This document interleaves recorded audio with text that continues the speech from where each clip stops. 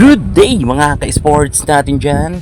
Choco Mucho, handang-handa na ngang sumabak sa papalapit na laban nila sa PVL Reinforced Conference. Mukhang naka-jackpot daw ang nasabi natin Choco Mucho sapagkat malakas nga ang kanilang nakuhang import. Matatandaan nga natin ng nakaraan conference sa PVL Reinforced ay bumagsak nga sa number 9 na standing ang Choco Mucho. Napakababa nito. Ngayong kayang conference, makabawi kaya ang Titans? Well, sa tingin ko naman kahit wala ngayon ang superstar na si Cici Rondina, baka swertihin naman sila dahil malakas nga ang lineup nila sa kasalukuyan. Pero syempre, iba pa rin kung narito sana si Cici Rondina. Pero bago ang lahat, atin munang sisilipin at titingnan kung talagang malakas ba ang laban ng Choco Mucho ngayon conference. Pagdating sa PVL Reinforced, mas pinalakas raw kasi ang nasabi nating lineup ng Choco Mucho ngayon at mukhang meron na rin mga magbabalik na mga dating hindi nakapaglaro sa Titans. Panoorin ang kanilang full lineup. Pero bago ang lahat, kung bago ka muna sa aking channel, subscribe na, click ang ating notification bell para lagi kang updated sa lahat ng issue sa volleyball. Susunod na.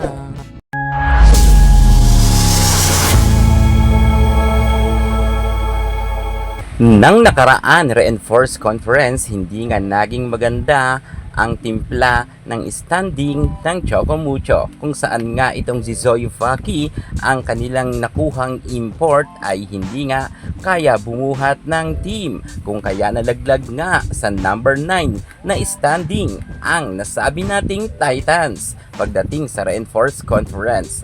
Ngayon naman conference na paparating at ilang tulog na lang yan, magsisimula na October first week ang bakbakan na agad. Pagdating sa Reinforced, Choco Mucho, babawi na kaya? Well, narito na nga ang kanilang pangmalakasan na first 6 lineup. Mukhang hindi magpapakabog dahil kamakailan nga lang sa kanilang IG ay nakita na nila itong si Smith, kung saan siya nga ang nakuha nilang import. Malakas daw to dahil fresh daw dahil kagagaling pa nga lang nito sa Nakunarat Kashima sa Thailand. At ngayon ay nakuha nga siya ng Choco Mucho. Makakatulong nga to nila Honey Royce Tubino. At syempre, alam natin na may angking kagalingan naman ang Choco Mucho. Pero ang tanong natin, magkaroon na kaya sila ng podium finish? Well, eto, malalaman na natin. Mga star players, first 6 lineup, nakasama nga ng Choco Mucho.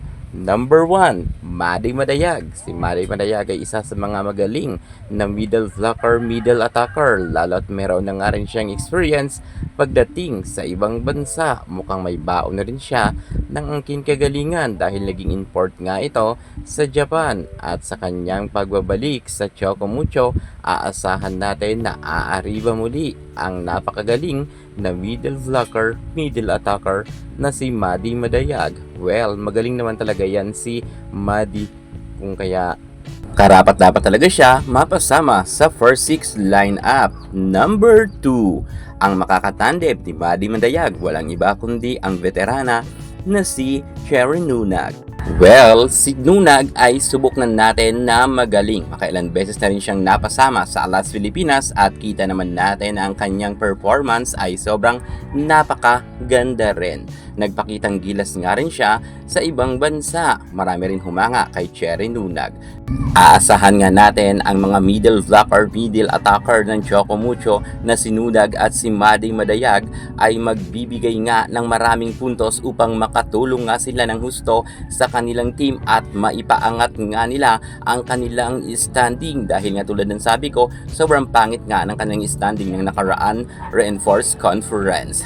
At pagdating naman sa kanilang setter, usap-usapan pa rin na si Boss Dina Wong ang mananatiling ang main setter nila kahit nariyan na nga ang kanilang bagong setter na si Tia Andaya. Mas kapado na kasi at mas kilala na ni Boss D ang kanyang mga players na kasama dito dahil tulad ng sabi ko, meron na rin naman silang chemistry dahil matagal na nga rin silang magkakasama dito. Lalo't si Andaya ay baguhan pa lang naman sa Choco Mucho. Marami man ang nagdududa sa talent nga ni Boss D pero hindi natin may kakaila na magaling naman talaga si Boss D na Wong. Sadya talagang minsan may araw lang na inaalat nga siya sa kanyang pagseset. Pero kung tutuusin, magaling yan dahil meron naman siyang award ng Best Setter ng panahon niya sa UAAP. Kaya asahan nga natin na magdodoble effort rin si Boss D na talagang papakitaan tayo ng mga magagandang set. Gugulatin nga tayo ni Dina Wong. Abangan natin yan sa Reinforce Conference. Outside hitter, Honey Royce Tubino mananatili nga sa first six lineup. Isa nga itong si Tubino na maaasahan pagdating sa loob ng court. Kita naman natin na talagang inilalaban niya ang team ng Titans. Kahit sobrang nahihirapan na itong si Honey Royce Tubino ay nakikipagpukpukan nga siya dahil minsan kasi ang kanyang mga kasamahan ay sobrang napakaalat rin. Pero itong si Tubino ay malakas talaga ang loob. Makakasama niya rin ang ating nag-iisang Isam Molde. Hindi man ganoon katangkaran itong si Molde pero hindi natin may kakaila na maliksi siya kumilos at maganda rin ang kanyang floor defense at palaban rin naman itong si Molde. May araw lang talaga na medyo inaalat rin siya pero no problem yan.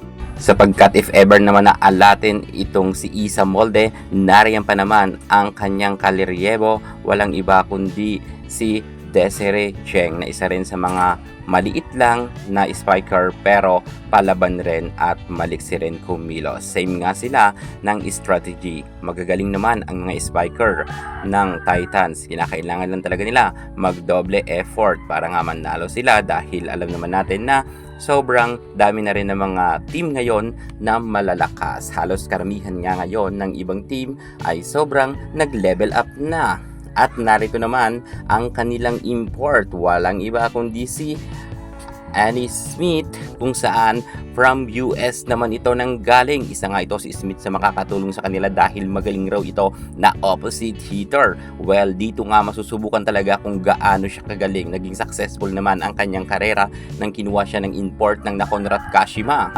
Well, marami naman mga nang babash na agad dito kay Smith dahil sinasabi nga nila na hindi raw ito ganoon ka-powerful dahil mababa raw ito at wala raw masyadong height. Pero sa tingin ko naman may ibubuga naman to dahil hindi naman to kukunin ng Titans kung wala itong ibubuga.